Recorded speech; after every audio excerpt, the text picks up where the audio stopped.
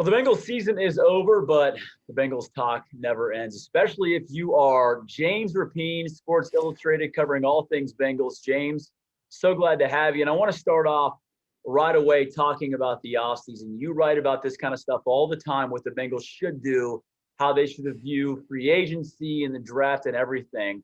In your mind, James, what is the number one thing the Bengals should prioritize this offseason?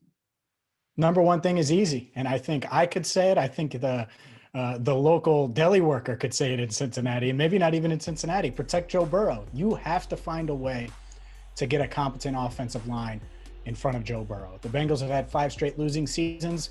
It's no coincidence that the offensive line play dropped off in 2016 when they started to lose. I say go get a proven offensive lineman, get 2 proven offensive linemen, spend some money in free agency. Don't wait for the draft.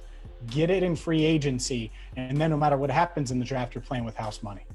When you look at this team, though, James, in the defense, who in a lot of ways graded out pretty well in 2020, if you look at the numbers, this offense, with some of the targets that Joe Burrow is going to have, with Joe Burrow being Joe Burrow, what we expect him to be in year 2, do you see this team, James, as a team that can win more games than it loses and possibly make the playoffs in Joe Burrow's That has to season? be the expectation, and not just for Joe Burrow, for Zach Taylor, because it's hard to get out of 6-25-1, right? So let's say he equals that win total in 2021. Will anybody believe in Zach Taylor if he has a whopping 12 wins after 3 seasons? No one will.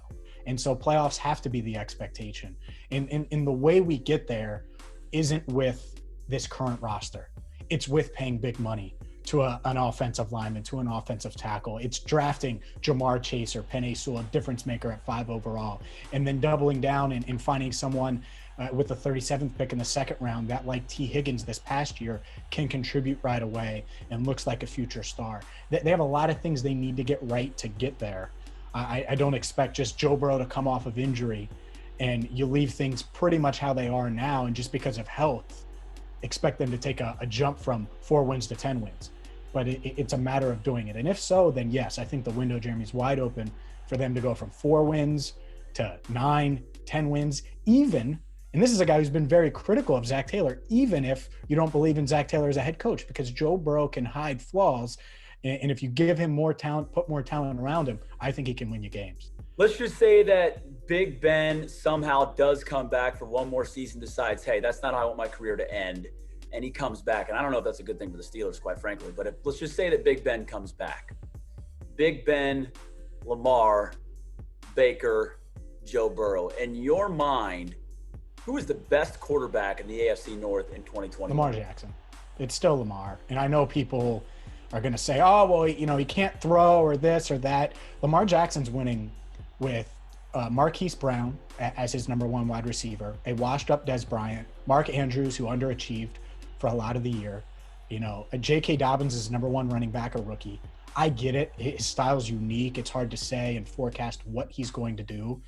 But no, I think it's Lamar Jackson, and I think that's okay, because I would probably put Burrow 2nd and certainly could overtake Jackson in 2021. It's up to the Bengals. It's up to the front office to give him the necessary pieces to make sure that he can get that done. I think the one thing about Joe Burrow, and by the way, I agree with your answer, James. Smart answer.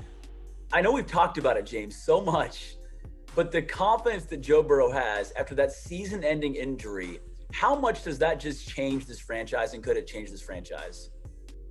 It's the reason why we can, after 6 wins in 2 years and 5 straight losing seasons, realistically say, yeah, the Bengals can go to the playoffs in 2021. It's that. It's not Joe Burrow's arm.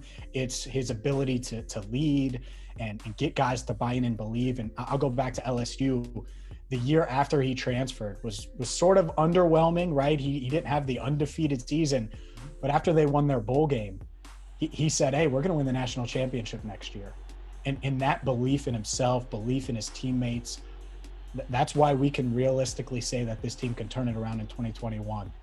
And it revolves around number 9. And I get he's hurt right now, but I think he's obviously the future.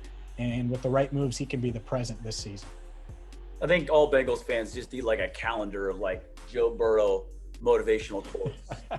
Just, every day, got that Joe Burrow juice going. But James Rapien, your energy is close to that, so I love it. Thanks so much for joining us. You're the man. I appreciate it, Jeremy. Thanks, man. All right.